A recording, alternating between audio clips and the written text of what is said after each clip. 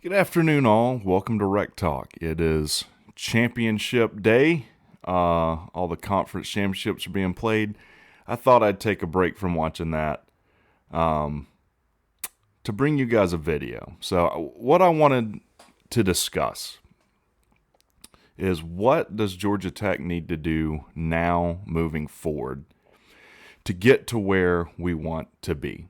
So, steps 1 and 2 have already been accomplished. Step 1 was we needed to find an athletic director that we could bring in, the right fit for Georgia Tech, to really, I guess, increase the budget, the spending, the donation, and someone who was able to make the right, obviously, head coach hire for the football team. And I've said previously, I think we absolutely found the right guy in Jay Batt. Jay Batt, a guy from Alabama that had a lot of success getting funding for their program, getting donations for their program. He's already started this $2 billion initiative. He has a ton of connections. Atlanta's a great place for this. Step 1, complete. I feel like we hit a home run there. But we'll see. Obviously, we can't judge that until we get 2-3 years down the road. Step 2, equally as important, is we had to find the right head coach for Georgia Tech. And I was sweating this I was unwell mentally and emotionally as the Willie Fritz came out, the Chad Wells, the Key. I was like, my God, we're going to mess around here and let Key leave. And look, not everyone agrees that Brent Key was the correct hire or the best hire. I think, again, what Key did coming in after Jeff Collins, getting 4 wins, reinventing the culture, think it's absolutely the best hire. So now, question is, what do we do now?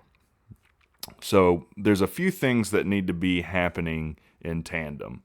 One is we've got to get our staff intact. About every position coach on the offensive side of the ball, we need to find a replacement for. We need to hire. So we need a new offensive coordinator.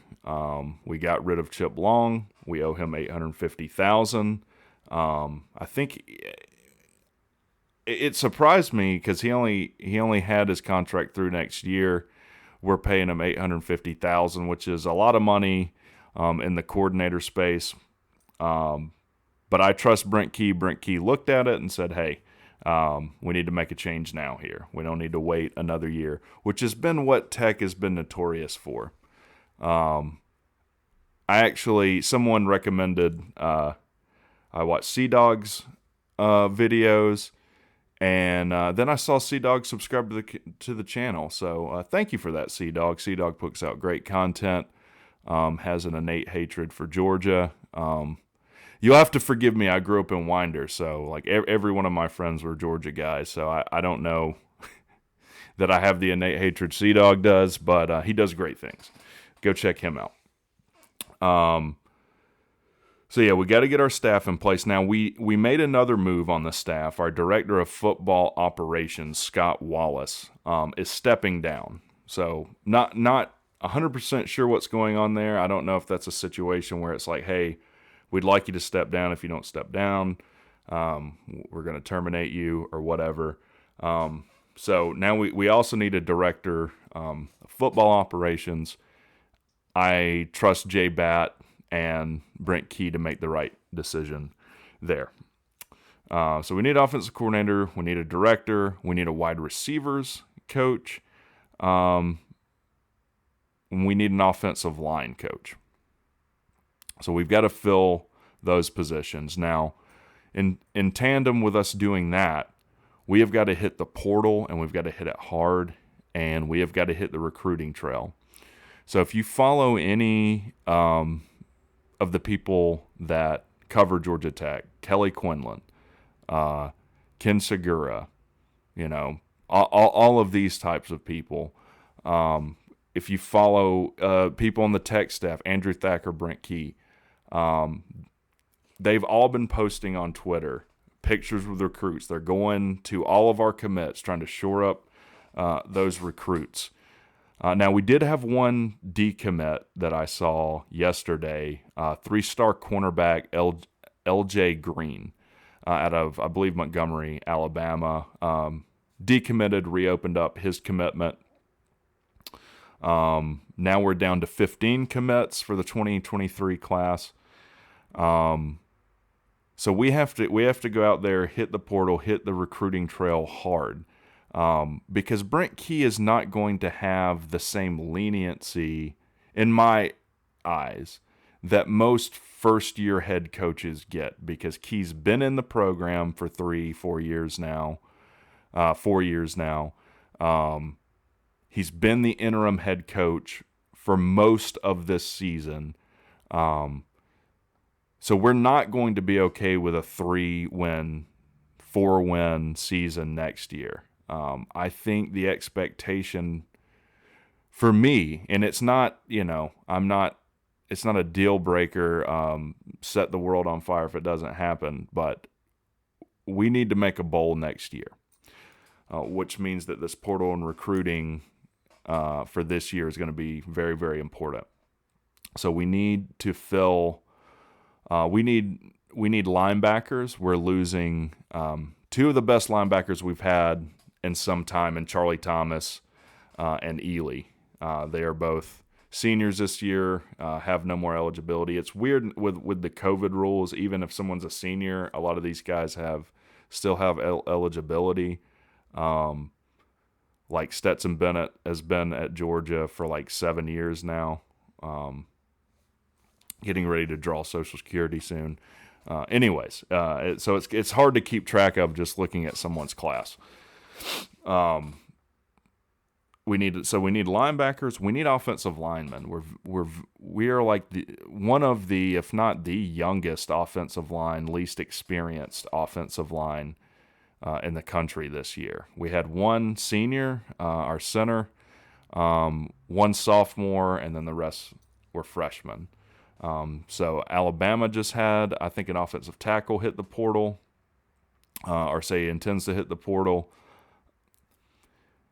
When you look at good teams, and this is even more true for the NFL, they have experienced offensive lines, talented offensive lines that have chemistry. So when you look at really good teams, particularly in the NFL, these are offensive linemen with a lot of experience, and not only with a lot of experience but have played with each other for a while and have chemistry. And I don't think offensive linemen get enough credit for how difficult that job is. And I'm talking about mentally and academically. It's easy to look at offensive linemen. They're just these beefy guys, just smash someone in the mouth. That ain't what playing offensive line is. It's being able to identify what technique the guy's lined up in, what happens after the ball is snapped. Does he stunt in, this, that, and the other? What's the right? Do we need to adjust the center? Do we need to adjust our calls? Do we need to slide? Whatever. It's not an easy position to play, but it is pivotally important for a successful football program. So we need to shore that up in recruiting in the portal. We're losing some defensive linemen. Keon White is leaving. I'll tell you this: it's a lot easier to cover receivers as a defensive back when you're getting pressure on the quarterback. And it's not just getting sacks. Nick Saban talked about this years ago in a press conference. If you are disrupting the timing of the quarterback, if he's having to get that ball out quick, that is affecting the quarterback. Not to say it's not great to get sacks, but playing good defense is getting pressure on the quarterback. Any good quarterback, if you give him time, I don't care how good your secondary is going to carve you up. just how it is. So we need to do that. We're having a lot of wide receivers hit the portal. We got to shore up wide receivers. I think Oklahoma just had a 5-star receiver hit the portal last week. Don't know if that's realistic for us. Probably not, but we need to get some wide receivers in the door as well. There's also an article Ken Segura wrote on kind of the recruiting profile at Georgia Tech, and it was about high school coaches in Georgia, how they felt about how Georgia Tech is handling recruiting. And I'll say this, for all of the bad things I would have to say about Jeff Collins, I think his philosophy on recruiting at Tech was correct. His issue was he just wasn't able to translate it on the field. Atlanta and Georgia is one of the most fertile recruiting grounds in the country. So when you think of the elite recruiting grounds in the country, you think California, Texas, Florida, Georgia. Now, it's not easy, even though we are in Georgia. Let me read you this list of teams that are within 4 hours of Atlanta. Obviously, Georgia, Clemson, Alabama, Auburn, Florida, Florida State, South Carolina, Tennessee, North Carolina, NC State, all within 4 hours of Atlanta, Georgia. Those are tough teams to recruit against, especially with and I know people don't like to hear it, but with the academic issues, or not issues, but the academic standards that we have to work around. Every kid at Georgia Tech has to take calculus, and we have to start rewriting that narrative, I think. And Brent Key talked about it when he was just hired. We need to turn that into an asset. And Collins did a good job with that too, I think. Look, if you come to Georgia Tech and you get a degree here, you're going to be set up to be successful in life and whatever you want to do. I can guarantee you that. There's not a major at Georgia Tech that you can get that you're not going to be able to have a career with. So the other thing these high school coaches were talking about is they'd like to see Georgia Tech really target Georgia and focus on recruiting in their own backyard. And I agree with that. There was a few high school coaches that said they had never, it's been a while since a Tech coach stepped in the door to talk to anyone at their school. And I think specifically we need to start wrapping up specific high school football factories in the state. We've done a good job at recruiting Westlake recently. If you're not familiar with Westlake, this is where Cam Newton played high school football. It's where we got Leo Blackburn. It's where we got Clayton Powell-Lee. Which, shout out to Clayton Powell-Lee. He got an All-ACC Rookie of the Year, Defensive Rookie of the Year vote. Clayton Powell-Lee was everywhere on the field this year, breaking up passes, made a ton of tackles. Now, Joe Hamilton did say, hey, when your defensive back is making a bunch of tackles, you do have a problem. Point being, the guy's a football player. He's going to be someone to watch out for coming up. Thank God he's got 3 years of eligibility left. I don't know if the COVID year affected him or not. I don't think so. But anyways, yeah, I would love to see us where it's like, hey, there's a big player at Westlake, big time recruit, which there always is, it seems like, and one of these, Tennessee, North Carolina, whoever comes in to recruit them, and it's like, oh man, that's going to be tough. Tech's got Westlake wrapped up. Tech's got Buford wrapped up. Buford, another football factory. Let's start getting in the door, and developing relationship with these coaches at these programs. Now, along with that is, I think we need to find a way to increase our recruiting budget. Can we get from, and I don't know exactly what it is since 2019, but can we get from like 960 to 1.5? Can we get to 1.5 million, increase this recruiting staff, and start pulling people in on this staff that really know recruiting, that have relationships with all these high school coaches. That is what successful programs do. 70 to 80% of being a successful football team in this day and age in college football is recruiting. You are just not going to win consistently if you don't have the players. Now, can you have a one-off season where a team that has all 2- and 3-star recruits ends up winning their conference or something? Yes. Probably not in the SEC, but yeah, you can. It's just maintaining that, elevating your program to consistently competing with their conference. You've got to shore up recruiting.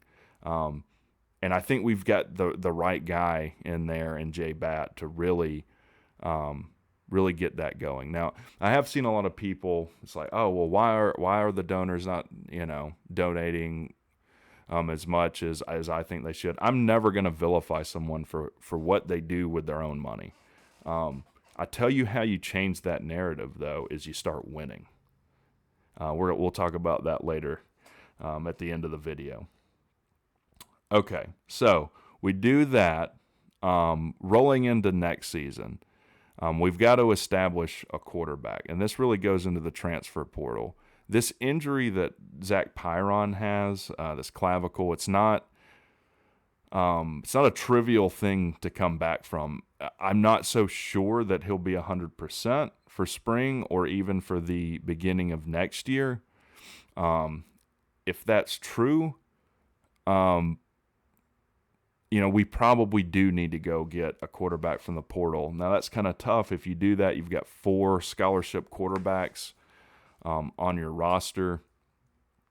I don't know that Zach Gibson, as well as he played at the end of the season, is going to have you winning consistently still. Now, he proved me a liar. He looked very good. If you want to really elevate your program in year one with Brent Key, though, you got to figure out quarterback. Now, Brendan Armstrong, Virginia quarterback, I think he's their all-time leading passer in yardage-wise, and they've had some good ones. Schaub played there. Can we get Brendan Armstrong in here for a year? Really elevate our program first year of Key, and then have Pyron with 2 years of experience behind his back coming in to quarterback us. Not to mention we've got a guy for 2024 coming in. So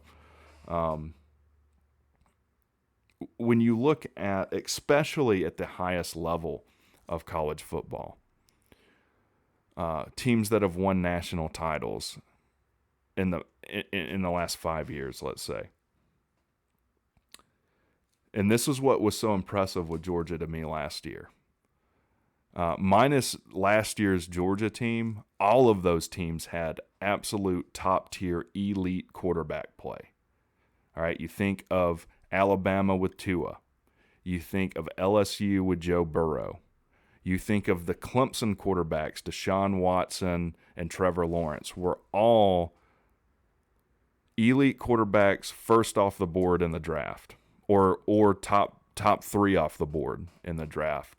That's what it generally took to get to the highest levels of college football, and Georgia was able to do that without top tier elite quarterback talent. And I am not. This isn't bash Stetson Bennett. Stetson Bennett is a good quarterback. Stetson Bennett's a great quarterback.